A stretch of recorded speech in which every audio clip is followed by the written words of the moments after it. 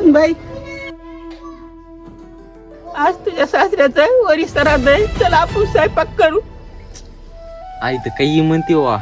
सासूबाई, तुम्ही कधी मूर्त जेवताना बघितली का? आणि ते तर मेलेला माणूस आहे, ते जेवण होय. असं नको बोलू सुनबाई. ज्या घरात पित्र जेव घालतात ना त्या घरात कधीच कशाची कमी पडत नाही. ही गोष्ट लक्षात असू दे.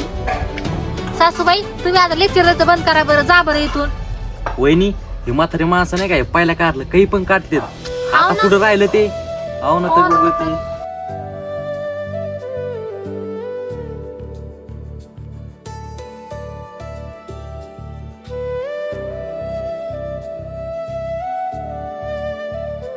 अरे सरचा फोन. Yes sir. हा, good morning. Good morning sir. मी ती फाईल रेडी केली होती पण.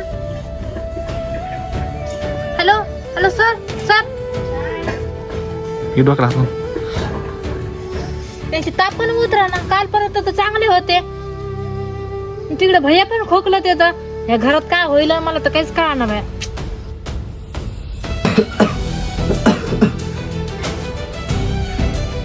सुनबाई, काय झालं? मला तर तो टेन्शन मध्ये दिसायला लागली. सासूबाई, काय सांगू तुम्हाला, यांची 4 दिवस झालं तब्येत खराब आहे. तिकडे भैया सुद्धा खोकलत येतं आणि परत माझी नोकरी पण गेली. सुनबाई, मी तुला सांगितलं होतं, ज्या घरात पित्र नाही जेव घातले ना त्या घरात कधीच शांतता नसती. सुनबाई, आता तरी सुधार. उद्या आमुष्या आहे, आपण वरी श्राद्ध घालू.